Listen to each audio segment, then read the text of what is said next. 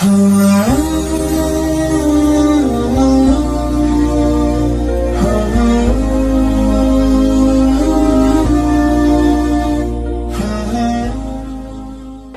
saya dulu di kampung tidak ada yang kenal. Sepupu pun kadang-kala tidak digubris. Kerja ibu saya dulu di kampung, kalau ada pengantin di belakang dia.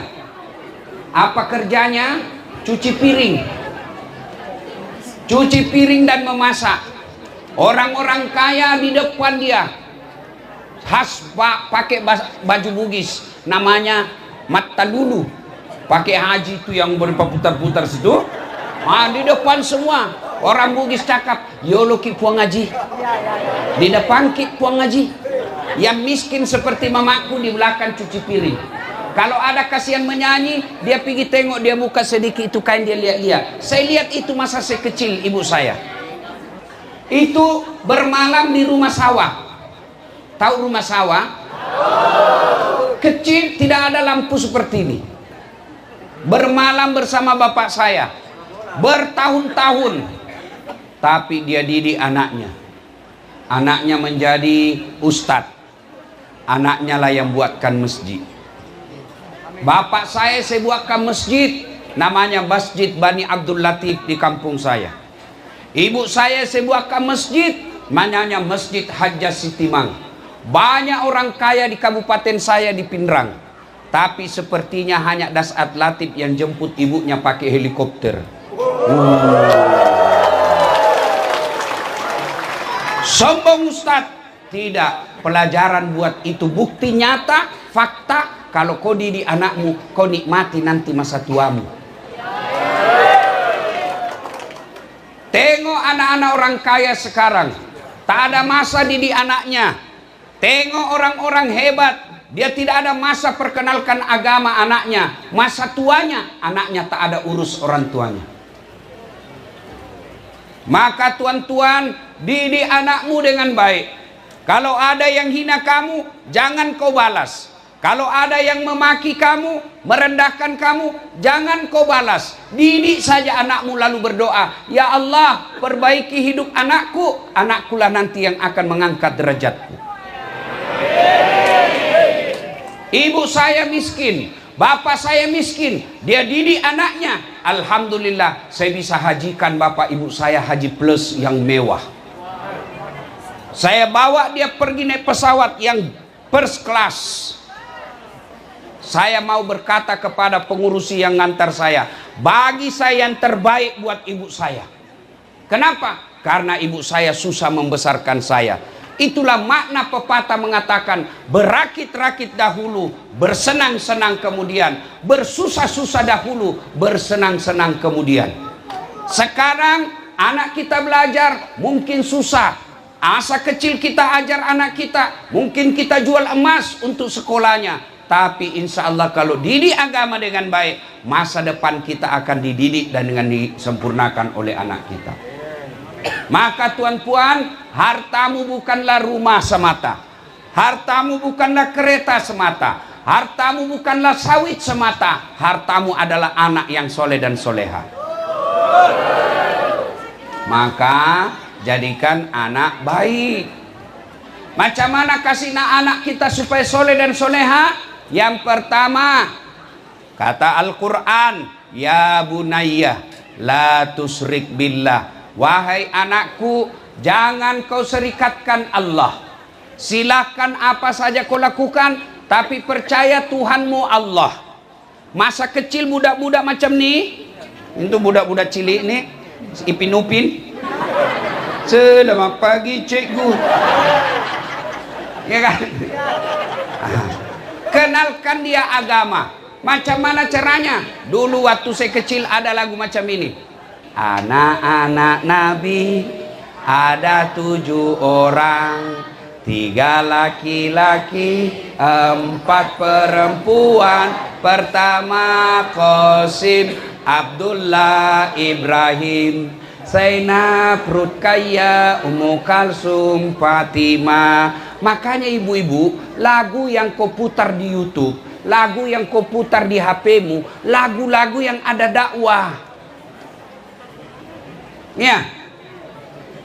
Sebatang pohon daunnya rimbun, lebat bunganya serta buahnya, walaupun hidup 1000 tahun, kalau tak apa gunanya, walaupun hidup 1000 tahun, kalau tak sembahyang apa gunanya. Itu semua lagu-lagu dakwah.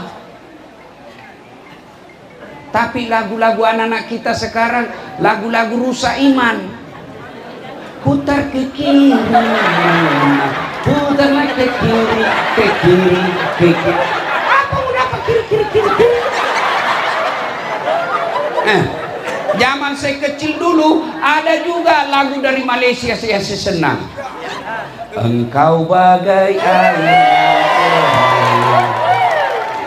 di dalam yang berdebu, akhirnya terlihat kesucian engkau.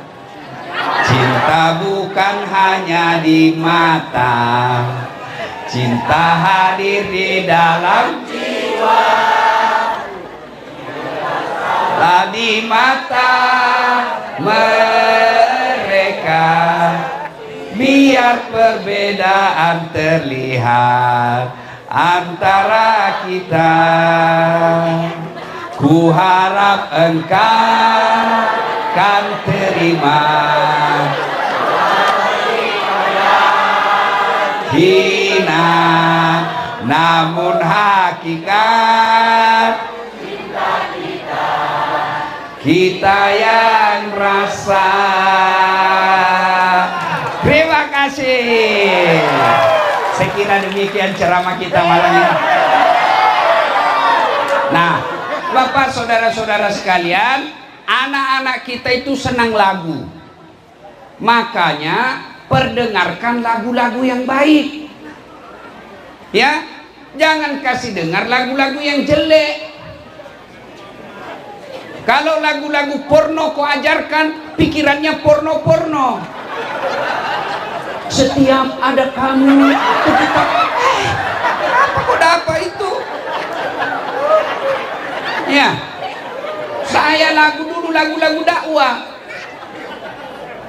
Bila kamu di sisiku, bagus lagunya. Itu lagu ibu kepada suami.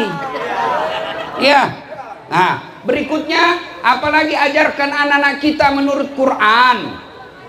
Camkan pada dirinya, apapun yang kamu lakukan Allah pasti tengok kamu. Kamu di kamar mandi Allah tahu. Kamu di bilikmu sendiri Allah lihat. Kamu pergi jalan Allah rekam. Semua yang kau lakukan nak pasti Allah tahu. Apalagi menurut ulama, didik anak lahir kasih nama yang baik. Kalau nama-nama orang Malaysia itu alhamdulillah bagus-bagus. Ya, Najmi, Aziza, Ajlan. Ya kan? Ya, ya. Nah, jangan lagi kau rubah-rubah namamu. Dikasih nama Abdurrahman, dia ganti Dul. Ya. Ada yang cakap apa arti sebuah nama? Bayangkan kalau kau tidak ada namamu semua. Macam mana kau itu calon yang mau diundi? Kalau tidak ada namanya, pilih saya. Siapa? Anu. Siapa? Anu. Nama penting. Dalam Islam itu nama adalah doa. Kalau namanya Abdurrahman itu satu. Kalau namamu kau sebut, saya bisa tahu siapa agamamu. Coba kau sebut namamu. Abdurrahman, Muslim. Bertustinus Taitutus, biasanya non Muslim.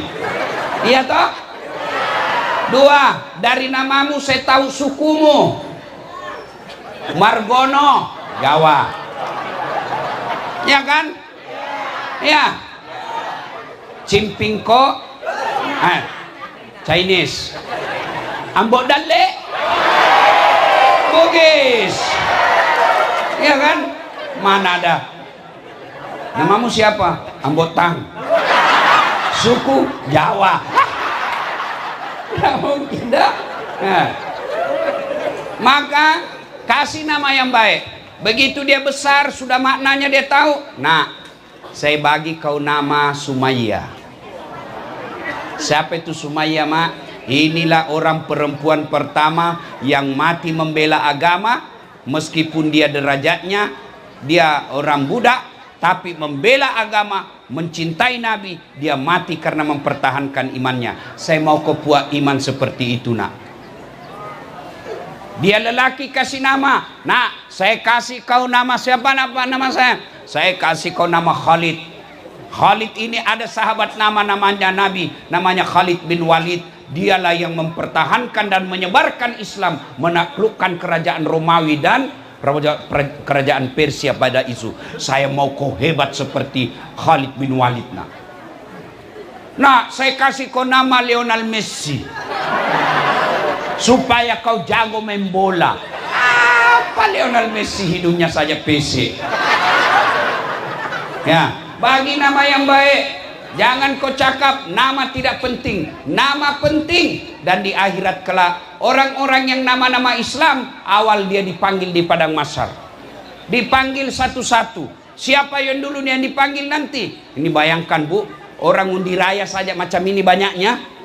Kalau panggil satu-satu diadili, namamu siapa? Berapa umurmu? Itu kereta kau dapat dari mana? Gajimu berapa? Kau gunakan gajimu? Satu orang bisa 1 minggu diperiksa. Satu orang tuh. Macam mana kalau dari Adam sampai kiamat? Berapa triliun manusia panggil satu-satu. Ada kitab saya baca, paling lama kita menunggu di padang mahsyar, paling sebentar, paling ringkas 50.000 tahun. Masa itu tidak pernah duduk 50.000 tahun. Masa itu tidak pernah minum. Masa itu kata Nabi, matahari tinggal 1 jengkal dari kepalamu. Maka dipanggillah kita satu-satu. Siapa dulu yang dipanggil? Bukan atok kita yang meninggal duluan. Siapa? Nama-nama Islam dulu. Abdurrahman, Abdul Jabbar, Siti Fatimah, Aisyah, Das'at Latif. Dulu dipanggil Tony, Joni, Ningsi, Nining, Titi. Aku di belakang semua. Ya. Salatullah, salatoha, salatullah. Ayo keras-keras.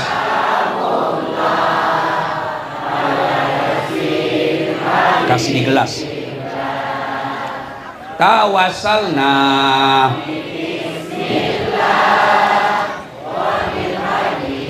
Rasulillah wa kulli mujahidilillah bi ahlil ba.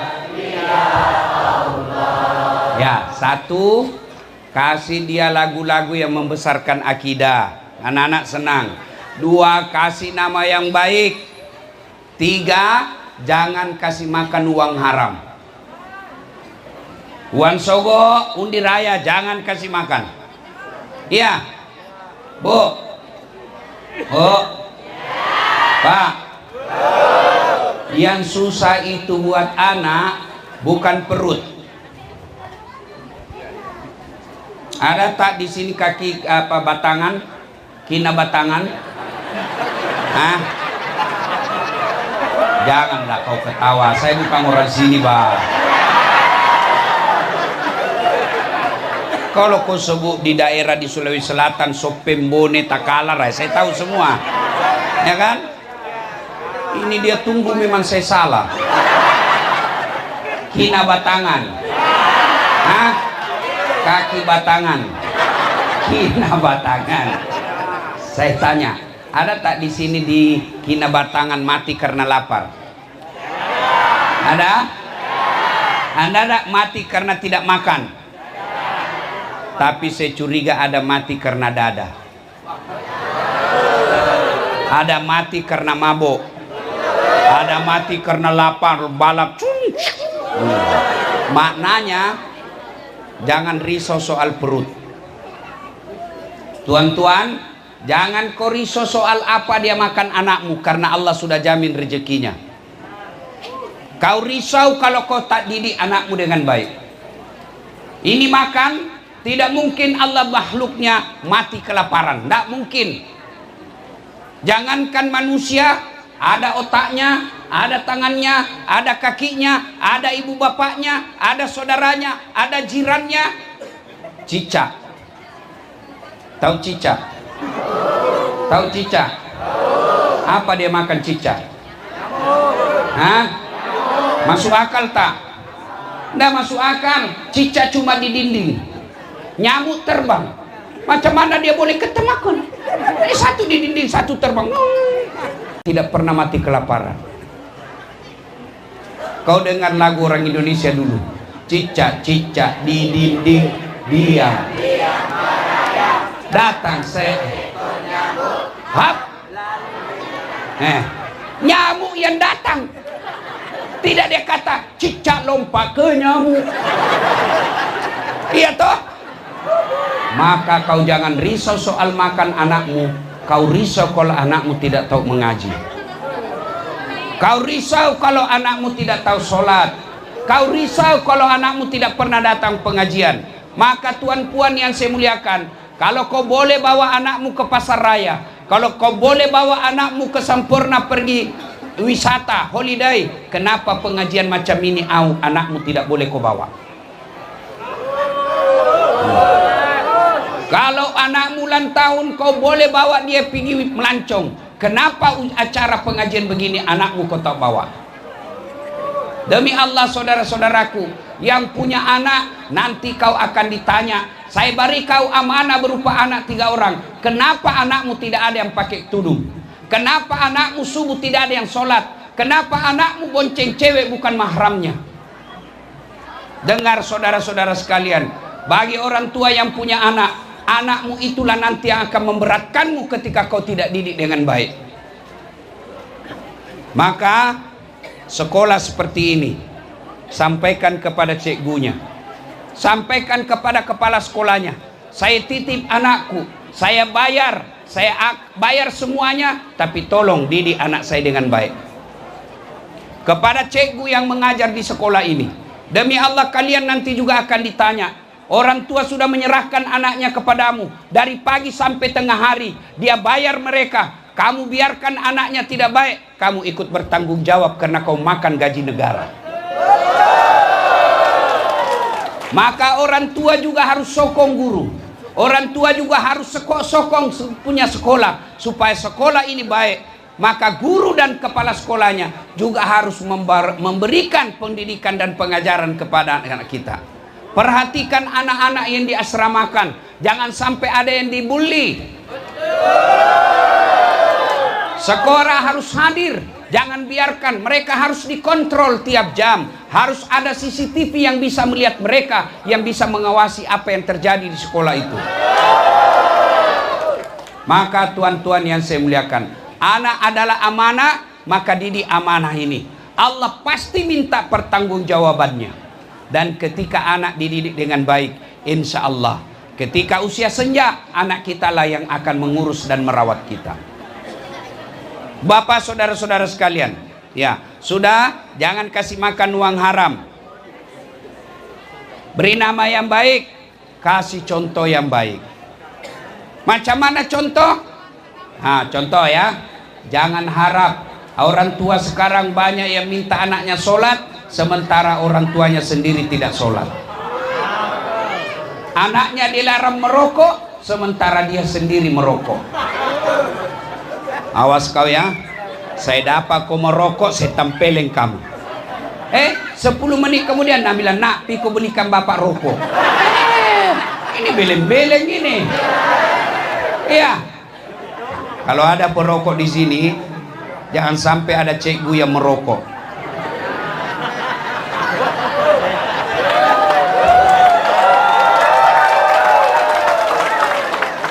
Kemana caranya? Anak didiknya, jangan anak-anak jangan merokok. Baru jam rehat gurunya dilek merokok. Kalau ada merokok di sini, saya doakan Anda berhenti merokok. Kalau ada yang cakap rokok baik, panggil anakmu kau merokok sama-sama. Ibu-ibu senang tak suaminya merokok? Aku dengarlah itu bapak-bapak. Suamimu tak, istrimu tak senang kau merokok. Nah ibu bapak saudara-saudara sekalian, jangan kasih contoh yang keliru. Kalau kita orang tua mau punya akhlak yang baik, maka orang tuanya juga jangan kasih contoh akhlak yang buruk. Kalau mau ibu bapaknya dihormati sama anaknya, jangan kau pernah perlihatkan ibu bapak bertengkar depan anak. Ini kadangkala anak kita kasihan masih kecil, masih 10 tahun, 15 tahun, dia tengok ibunya dimaki-maki sama bapaknya. Bahkan ada anak yang lihat ibunya dilempar sama bapaknya. Kalau seperti itu, jangan harap anakmu nanti akan menghormati suamimu. Maka boleh bergaduh, boleh bertengkar, tapi jangan depan anak. Ini juga saya heran, suami istri bergaduh tiap hari, bertengkar, hamil lagi.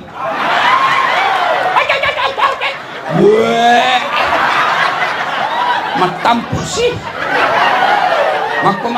Masasa.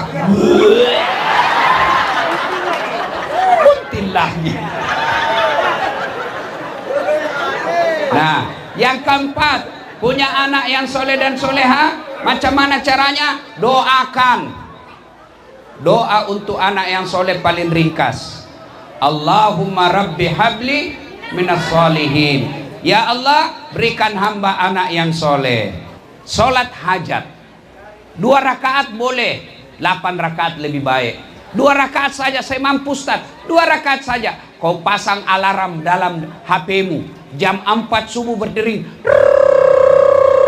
bangun, sudah sholat hajat, baru kau berdoa, ya Allah, jadikan anakku soleh dan soleha.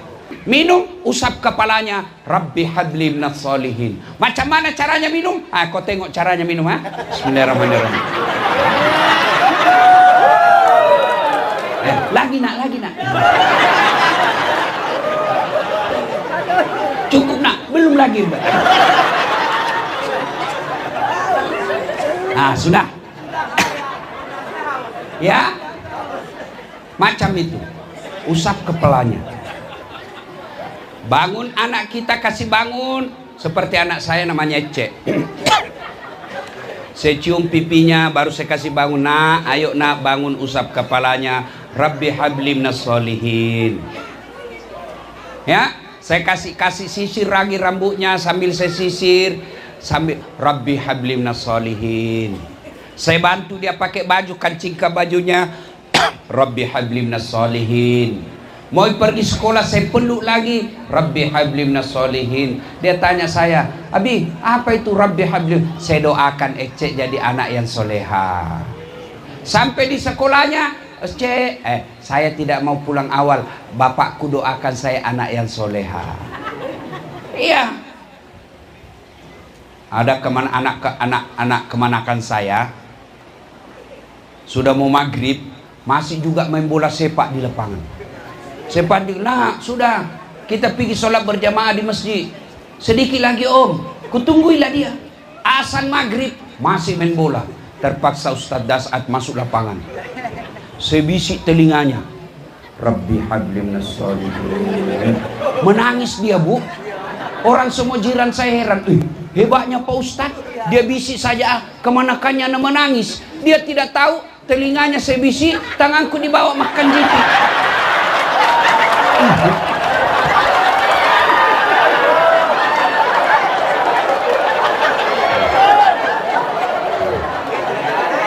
Maknanya apa? Anak kalau salah mesti dihukum. Supaya apa? Dia tahu kalau salah ada hukumannya.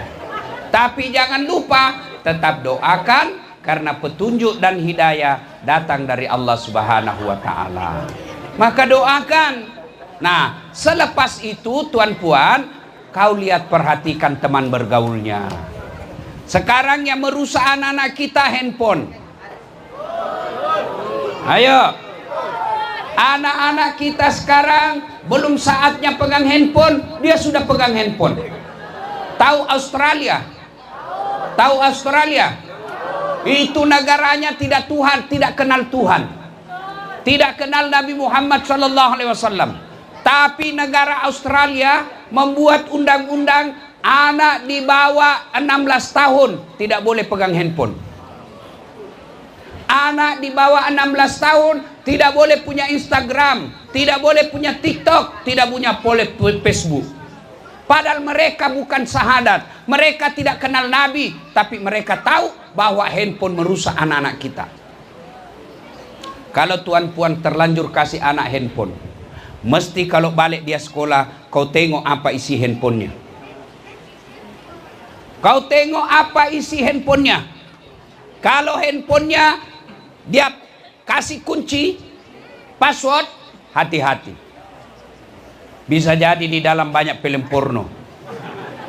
Bisa jadi di dalam ada WhatsApp yang tidak baik. Apalagi kalau anakmu dia sendiri tidur di kamarnya, hati-hati. Ada yang sekarang merusak anak kita namanya video call. Dia bisa bertelepon. Kalau dulu zaman saya ada perempuan disuka surat, dikasih masuk dalam buku, kasih buku. Jumpa pun pegang tangan malu-malu. Sekarang anak-anak dalam bilik dia video call. Hai sayang. Iya bang. Ku tengok dulu lidahmu dek. Tengok lagi sikit lagi.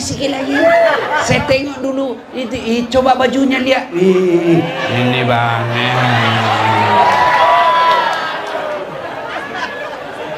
Hati-hati. Ya. Zaman orang tua dulu kalau sama anaknya, zaman saya kecil, satu bilik, satu tempat tidur, 3 kita di atas. Supaya apa? Ada yang bisa tahu kalau bapaknya lagi jatuh cinta kakaknya. Dia bilang adiknya, "Mak, aku tengok kakakku ada dia bikin surat." Mamanya sudah tahu, oh lagi jatuh cinta, anak saya mesti diawasi.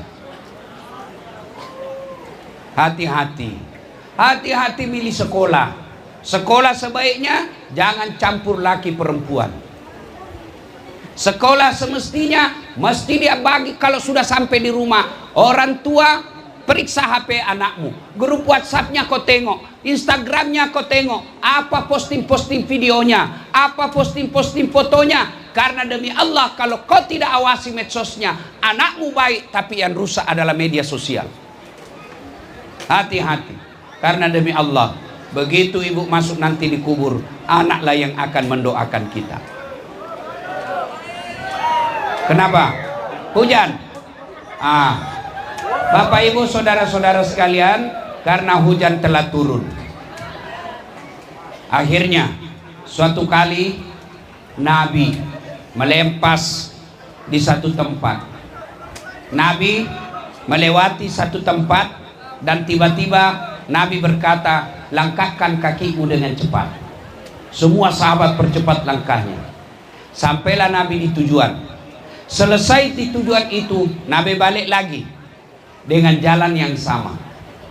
Ketika limpas di tempat pemakaman kuburan, sahabat ingin percepat lagi kakinya. Nabi katakan, "Tak payah kau buru-buru, santai saja." Sahabat bertanya, "Ya Rasulullah, waktu pergi lewat kuburan kami disuruh buru-buru, cepat-cepat langkah. Kenapa setelah balik tak lagi?" Nabi bersabda, "Andai saja kau punya telinga seperti telingaku, kamu dengar orang di dalam di kubur ini disiksa." Kenapa dia disiksa? Orang tuanya. Saya tidak tahan dan tidak tega mendengar dia disiksa, maka aku mau jauh laju supaya saya tidak dengar lagi disiksa di kuburnya. Waktu balik, kenapa? Saya dengar dia tidak disiksa lagi. Kenapa? Allah perintahkan, "Wahai malaikat, hentikan siksaanmu di dalam kubur ini. Tidak mungkin orang tuanya saya siksa sementara anaknya lagi belajar mengaji membaca basmalah. Bismillahirrahmanirrahim. Dengan nama Allah Maha Pengasih dan Maha Penyayang. Tidak mungkin orang tuanya saya siksa sementara anaknya lagi baca Quran."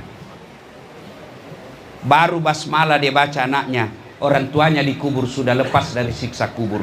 Itulah sebabnya kenapa bagi orang tua yang sudah meninggal kita doakan minimal kita bacakan Al-Fatihah. Kenapa? Karena suratul Fatihah itu akan menjejukkan kuburnya. Tapi kalau anakmu tidak tahu ngaji,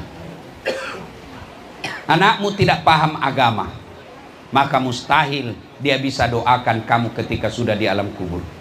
Percaya tuan puan yang saya hormati, anak inilah harapan kita, maka kita harus didik dengan baik.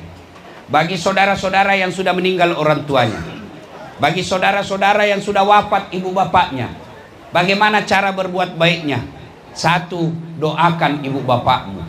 Untuk mendoakan orang yang sudah arwah, dengar doanya, tidak banyak-banyak. Ya Allah, ampuni dosa orang tuaku, terima amalnya, lipat gandakan kebaikannya, lapangkan alam kuburnya. Saya ulang, bagi ibu bapak yang sudah arwah orang tuanya, doanya tidak mesti bahasa Arab, tidak mesti bahasa seperti bahasa Arab, bahasa Quran, tidak. Memang dianjurkan memakai bahasa Quran, tapi kalau tidak hafal boleh pakai bahasa ibu, kata Nabi. Bahasa Melayu pun oke, bahasa Bugis juga boleh. Ya Allah, ampuni dosa orang tuaku, terima amalnya, lipat gandakan kebaikannya, lapangkan alam kuburnya. Yang kedua, berbuat baik kepada orang tua sudah meninggal, bersedekah atas nama orang tua. Saya mau orang tuaku terang kuburnya Ustaz, bayarkan listriknya masjid, insya Allah terang kuburnya. Saya mau sejuk kuburnya orang tuaku Ustaz, kirimkan ikon di masjid atau panti asuhan, insya Allah orang tuamu sejuk kuburnya. Yang ketiga cara berbuat baiknya, mengunjungi karib kerabatnya. Ada temannya, sahabat bapak kita, temannya selalu berjamaah ke masjid, kita datangi orang itu sebagai wujud untuk menyenangkan dan menolong, mendoakan, berbuat baik kepada orang tua yang sudah meninggal. Pada akhirnya tuan puan yang saya muliakan, mari didik anak kita dengan sebaik-baiknya. Salah satu caranya adalah mendatangkan di sekolah ini, dan guru cikgu-cikgunya didik anaknya dengan baik. Orang-orang yang diberi amanah di tempat ini, jadikan anak yang soleh dan soleha. Bagi cikgu sekalian yang tidak punya anak, mau punya anak penghafal Quran tapi sudah tidak ada, maka jadikan anak-anak yang ada di sini, didik dia dengan baik, meskipun dia bukan anak kandung, meskipun dia bukan anak dari rahim istri. Kalau dia menjadi orang baik, maka guru-gurunya akan mendapat amal yang disebut anak yang soleh dan soleha. Dan yang kedua, amal jariahnya ilmu yang bermanfaat. Seperti saya, guru-guru saya, mulai dari guru sekolah dasar, SMP, SMA, dosen-dosen saya yang pernah mengajarkan saya, selama dakwah saya mengalir, maka guru-guru yang pernah mengajar saya juga dapat pahala tanpa mengurangi pahala saya. Itulah yang dalam Islam disebut amal jariah. Maka cikgu-cikgu yang hadir di tempat ini, jangan kau pikir bekerja di sini cari uang semata, jangan kau pikir bekerja di sini cari jabatan semata, tapi jadikan anak murid kita sebagai amal jariah yang menolong kita di alam kubur kelak. Demikian, mohon dimaafkan. Terima kasih atas jemputannya. Saya berharap suatu masa boleh balik lagi datang di tempat ini, insyaallah. Terima kasih atas segala kehadirannya. Saya mohon maaf kalau tidak sempat berjabat tangan, karena kalau kita jabat tangan semua saya tidak balik sampai pagi. Meskipun kita tidak berjabat tangan, di hatiku sudah ada tuan puan yang ada saya muliakan. Ya. Tidak ada guna ceramah ini kalau balik lagi kita tidak perhatikan anak. Titip terakhir, tuan-tuan, jaga sholatnya anak-anak kita. Jaga sholatnya. Kalau sholatnya baik, insya Allah ada harapan. Lebih baik pelihara kambing di rumah 4 daripada anak 1 tapi tidak sholat. Kalau kambing kau boleh potong, kalau kambing kau boleh jual. Tapi kalau anakmu tidak baik agamanya, anakmu merugikan orang, anakmu suka kacau orang, kau mau apa? Jual tak laku, potong siapa mau makan? Maka ajarkan sholat, sholat, sholat, sholat. Demikian, lebih dan kurangnya mohon dimaafkan. Usikum wa nafsi bitaqwallah, fastabiqul khairat. Assalamualaikum warahmatullahi wabarakatuh.